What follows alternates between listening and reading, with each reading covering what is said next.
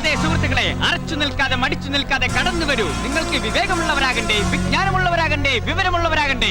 അറിവിന്റെ മായാ ലോകത്തിലേക്കുള്ള 1001 വാതിലുകൾ, 1001 കുറുക്ക് വഴികൾ, വെറും 15 രൂപ. ടെക്നിക് ഉണ്ടെന്നാ പറഞ്ഞേ? 1001 ടെക്നിക്സ്. പറടാ, എത്ര ടെക്നിക് ഉണ്ടെന്നാ പറഞ്ഞേ? എടാ, 1001 പോയിട്ട് വെറും ഒരു ടെക്നിക്ക് അറിയാവടാ എനക്ക്? തട്ടിപ്പാ, വെറും തട്ടിപ്പ്. നിങ്ങളാരും ഇതിൽ വീഴരുതെന്നാണ് ഞാനീ പറയുന്നത്. ഇതിലും ഭേദം പോയി പിച്ചെടുക്കണം. അതിൽ അന്തസ്സുണ്ട്. പുതിയ നമ്പരുമായിട്ട് പുതിയ കച്ചവടക്കാരനാണെന്ന് തോന്നുന്നു. ഇതിങ്ങനെ വിട്ടാ പറ്റില്ല. നീ പോയി 2 പൊട്ടിക്കും. ഇത് എന്റെ അച്ഛനാ. അതുകൊണ്ടാ നിന്റെ അച്ഛനാണെന്ന്. അവനെന്താ പറഞ്ഞേ? അച്ഛനാണെന്ന്. ഓ, സന്തോഷം. സ്വന്തം തന്തയെ തിരിച്ചറിയെങ്കിലും ചെയ്തല്ലോ, വളരെ സന്തോഷം. എടോ, എനിക്കറിയാമോ, ലക്ഷക്കണക്കിന് രൂപ വിറ്റുവരവുള്ള നല്ല ഒന്നാം തരം ഒരു സോപ്പ് കമ്പനി, കോടിക്കണക്കിന് രൂപയുടെ കൺസ്ട്രക്ഷൻ വർക്ക്സ് വേറെ, ഇതെല്ലാം നോക്കി നടത്തേണ്ട എൻ്റെ ഒരേ ഒരു മകനാ ഇത്.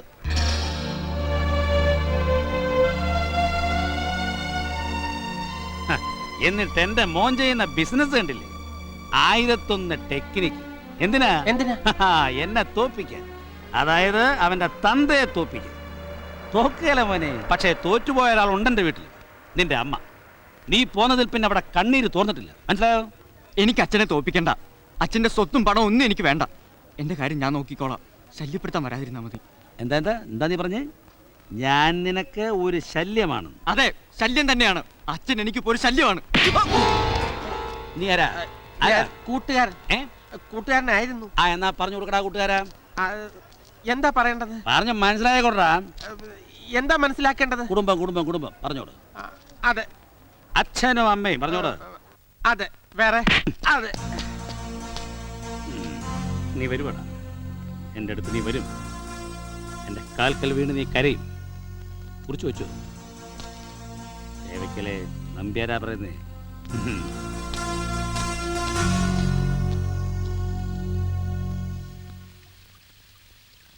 അമ്മേ, അച്ഛൻ വന്നു.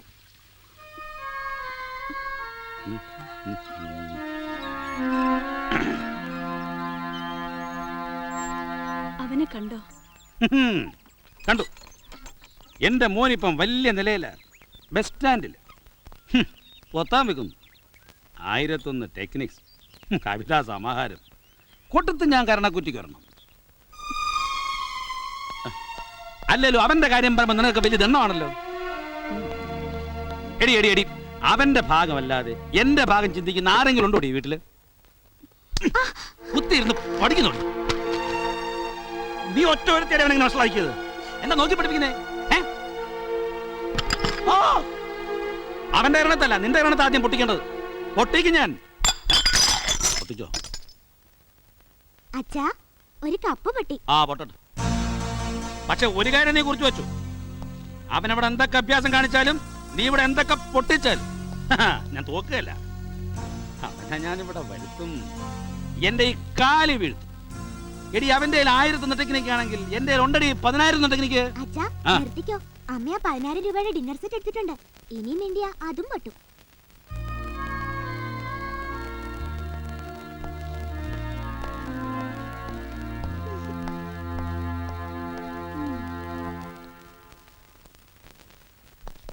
നമസ്കാരം സാർ.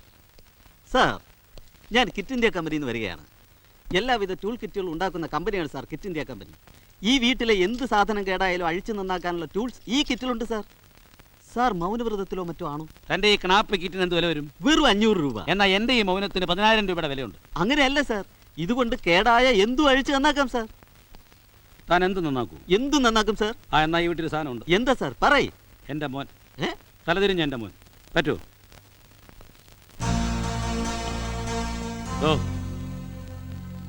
ഇതെന്താണെന്ന്?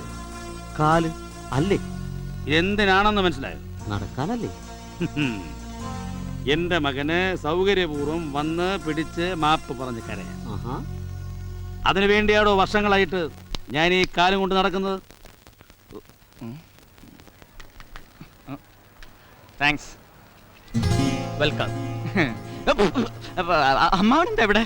അമ്മാവൻ നിന്നെ കാണാൻ വന്ന.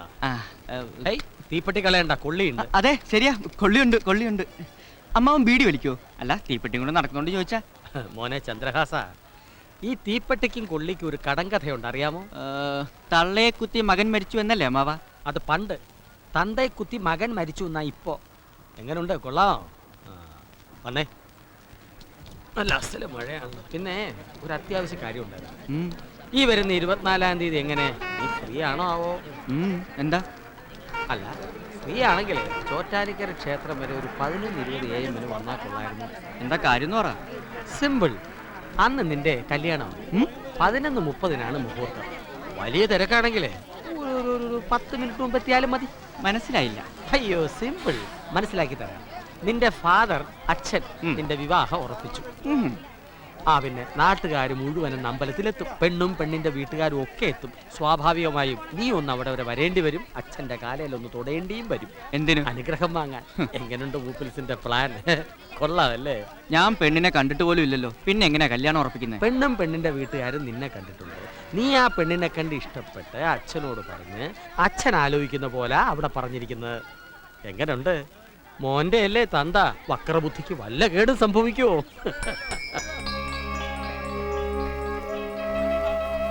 പിന്നെ നിങ്ങൾ അച്ഛന്റെ മോന്റെ കഥയൊന്നും ആ പെണ്ണിനും അവളുടെ വീട്ടുകാർക്കും അറിയില്ല. അപ്പ അവങ്ങളെ വെറുതെ വിഷമിപ്പിക്കരുത്.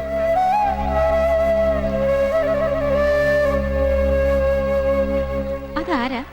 എന്റെ അമ്മാവനാ. എന്താ വേണോ? ചന്ദ്രൻ എല്ലാരോടും പുച്ഛാ. അച്ഛനും കുടുംബമൊന്നും ഇല്ലാത്തവർക്ക് അതിന്റെ ഒക്കെ വില അറിയൂ. ഓഹോ, എങ്കിൽ ആ വില ഇങ്ങ് തന്നിട്ട് എല്ലാവരും മൊത്തമായിട്ട് അങ്ങ് എടുത്തോ. എന്താ കിണിക്കുന്നേ? അല്ല, തനിക്ക് പറ്റിയ ഒരാളുണ്ട് കോട്ടയം ബസ് സ്റ്റാൻഡില്. ഒരു വല്യമ്മയാ. അവരിപ്പോ ഇവിടെ ഉണ്ടായിരുന്നെങ്കിൽ തന്നോട് എന്താ പറയാന്ന് എനിക്കറിയാം. അതോർത്ത് കിണിച്ചതാ. പറയട്ടെ? പറ. എടാ കൊച്ചനെ, മുടിയനായ പുത്ര, നിനക്ക് ഇതെന്നാത്തിന്റെ കേടാ? സ്വന്തം തന്തയും തള്ളയൊക്കെ വിഷമിപ്പിച്ചേച്ച് നീ ഇതെന്നാ ബുദ്ധിജീവി കളിയാടാ കളിക്കുന്നേ? എടാ മരക്കഴുതേ, തിന്നിട്ട് എല്ലിന്റെ ഇടയിൽ കയറിയോടാ പെരിച്ചാഴി. പെട്ടെന്ന് കുടുംബത്ത് പോടാ. വല്യമ്മേ, എന്റെ പൊന്നു വല്യമ്മേ, വല്യമ്മേ, വല്യമ്മേ, ഈ കൊച്ചുമനെ വിട്ടു പോകല്ലേ വല്യമ്മേ. വല്യമ്മയ്ക്ക് അറിയാമോ വല്യമ്മേ, ഞാൻ എന്റെ വീട്ടിലേക്ക് തിരികെ പോയതാ. അപ്പോൾ അച്ഛൻ എന്റെ മുഖത്ത് നോക്കി എന്താ പറഞ്ഞെന്നറിയാവോ? ഇവൻ മനസ്സുമാറിയല്ല വന്നിരിക്കുന്നത്. ഇതെല്ലാം നിന്റെ അടവല്ലേടാ? കാശടിച്ചു മാറ്റാനുള്ള ഒരു വിദ്യല്ലേടാ? എന്നൊക്കെയാണ് വല്യമ്മേ. എന്നെ ഇങ്ങനെ വെറുതെ ഉപദേശിക്കാതെ ഒന്ന് സഹായിച്ചുകൂടെ വല്യമ്മയ്ക്ക്?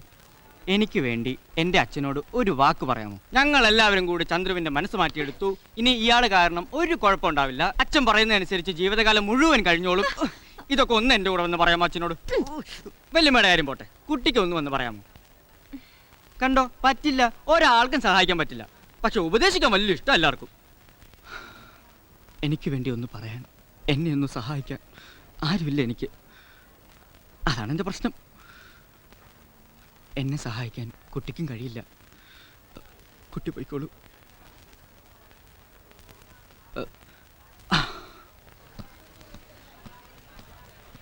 ഞാൻ വരാം. ഞാൻ പറഞ്ഞാ നിങ്ങളുടെ അച്ഛൻ വിശ്വസിക്കുമെങ്കിൽ ഞാൻ വന്ന് പറയാം. ഞാനും വരാം. ഞാനും കൂടി വന്ന് പറയാം. നീ എന്ത് പറയാനാ? എത്രയും പ്രിയപ്പെട്ട ചന്ദ്രുവിന്റെ അച്ഛ. ബാക്കി എന്താ പറയണ്ടേ? നീ വന്നോ, പക്ഷെ മിണ്ടണ്ട. ഇല്ല, മിണ്ടില്ല. സംസാരിക്കുള്ളൂ. പറഞ്ഞതെല്ലാം ഓർമ്മയുണ്ടല്ലോ. പിന്നെ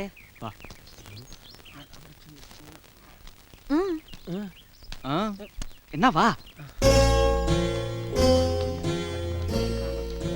ഹായ്, ഇതാണോ ചന്ദ്രന്റെ വീട്? ഈ കാറുകളൊക്കെ നിങ്ങളുടെ അച്ഛൻ്റെ? ഏയ്, ആരോ വിരുന്നുകാരുണ്ടോന്ന് തോന്നുന്നു. ഒരു കാര്യം ചെയ്യും, നിങ്ങൾ ഇവിടെ നിൽക്കുക, ഞാൻ വിളിക്കുമ്പോ വന്നാ മതി. അവൻ അങ്ങനെ പലതും പറയും. നമുക്കൊരു കാര്യം ചെയ്യാൻ വിജി. എന്താ? നമുക്ക് ഇവിടെ നിൽക്കാം. അവൻ വിളിക്കുമ്പോ പോയാ മതി.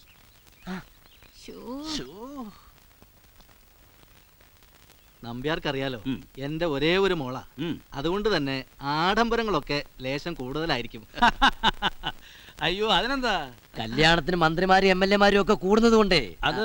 അത് കല്ലല്ലേ, നല്ല ഒറിജിനൽ ഡയമണ്ട് ആണ്. ഈ മന്ത്രിമാരും MLA മാരും ഒക്കെ കൂടുന്നത് കൊണ്ടേ. ഒറിജിനൽ എന്താ പറഞ്ഞു കഴിഞ്ഞാല് ഒറിജിനൽ ഡയമണ്ട്. ഒറിജിനൽ മന്ത്രി. മന്ത്രിമാരും ഒറിജിനൽമാരും ഒക്കെ കൂടുന്നത് കൊണ്ടേ 2-3 ആനയും വെടിക്കെട്ടും ഒക്കെ ഒറിജിനലായിട്ട് വേണമെന്നുണ്ട്. അത് കൊള്ളാം. കല്യാണം നടന്നില്ലേലും ആരും മുഷിയില്ല. ഓരോ വെടിക്കെട്ടും ഒക്കെ കാണാലോ. ഈ ചർച്ച ഇവിടെ വെച്ച് അവസാനിപ്പിക്കുന്നതാണ് എല്ലാവർക്കും നല്ലത്. അച്ഛൻ പറഞ്ഞ പോലെ എന്റെ ഇഷ്ടപ്രകാരമല്ല ഈ കല്യാണം ആലോചിച്ചിരിക്കുന്നത്. എങ്ങനുണ്ട്? സമ്മതിച്ചിരിക്കുന്നു. സ്വന്തം മകനെ ഇത്രത്തോളം മനസ്സിലാക്കിയിട്ടുള്ള ഒരു അച്ഛനെ ഞങ്ങൾ ആദ്യമായിട്ട് കാണാം. താൻ ഇങ്ങനെ പറയുന്ന അച്ഛനിപ്പോ പറഞ്ഞതേ ഉള്ളൂ.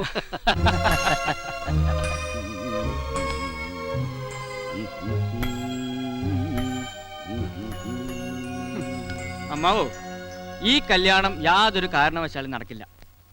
ഞാൻ ഒരു പെൺകുട്ടിയുമായി പ്രേമത്തിലാണ്. അവളെ അല്ലാതെ ഞാൻ ഒരു പെണ്ണിനെയും വിവാഹം കഴിക്കില്ല. ആ കുട്ടി എൻ്റെ കൂടെ വന്നിട്ടുണ്ട്. ഞാൻ വിളിക്കാം.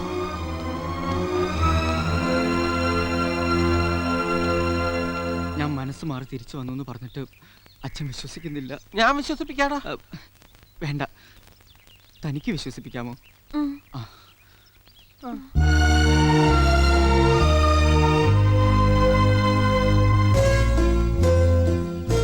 ഇതാണ് ആ പെൺകുട്ടി. ഞാനിപ്പോ അച്ഛനോട് പറഞ്ഞതൊക്കെ സത്യമാണെന്ന് അങ്ങോട്ട് പറഞ്ഞു കൊടുക്കും വിജയ്. ചന്ദ്രു പറഞ്ഞതൊക്കെ സത്യം അച്ഛാ.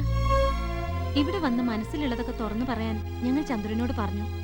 ആദ്യമൊന്നും സമ്മതിച്ചില്ല, പിന്നെ ഞാൻ ഒരുപാട് നിർബന്ധിച്ചിട്ടാ ചന്ദ്രു സമ്മതിച്ചത്.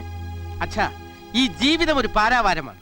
വാസ്തവത്തിൽ ഇത് എന്നേക്കുമായി പൊട്ടിപ്പോകേണ്ട ഒരു ബന്ധമായിരുന്നു. ഞാനാണിത് കൂട്ടി യോജിപ്പിച്ചത്. ഇനി ഒരിക്കലും ഈ ബന്ധം മുറിയില്ല അച്ഛാ, മുറിയില്ല. മുറിയാൻ ഞാൻ സമ്മതിക്കില്ല. എന്തോന്നാടാ ഇത്? എന്താ നിറണോ നിനക്ക്? വേണമെന്നില്ല.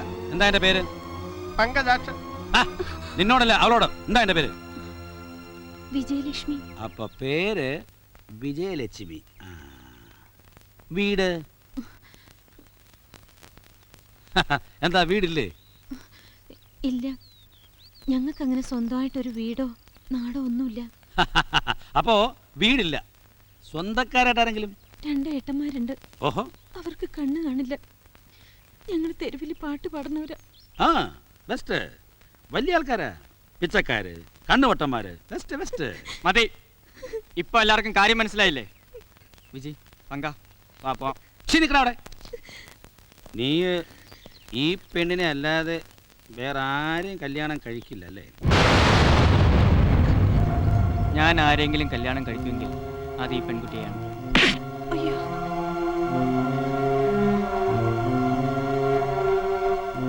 നിങ്ങൾക്കൂടെ എന്താ കാര്യം? അയ്യോ, എന്താ കാര്യം? പറഞ്ഞു കേട്ടില്ല നമ്മുടെ പുന്നാര മോൻ. ഈ കല്യാണം നടക്കില്ല. എന്റെ മോൻ നല്ലൊരു സംബന്ധം കൊണ്ടുവന്നിരിക്കുന്നു. പാവം സ്ത്രീധനായിട്ട് കിട്ടും. എസ്സേനുണ്ട് കുരുടന്മാർ. ഇനി അത് ഒരെണ്ണത്തിനെ വേണമെന്ന് പറഞ്ഞേക്കരുത്. ഞാൻ തരില്ല. 2 എനിക്ക് തന്നെ വേണം.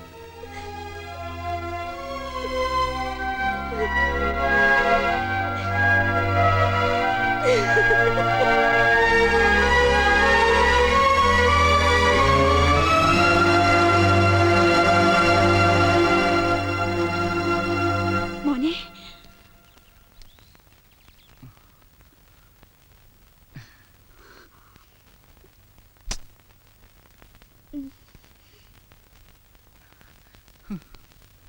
ചന്ദ്രുവിനെ കുറ്റം പറയാൻ പറ്റില്ല മിസ്റ്റർ നമ്പ്യാർ. അവറ്റകളെല്ലാം കൂടി വളഞ്ഞു പിടിച്ചിരിക്കുക.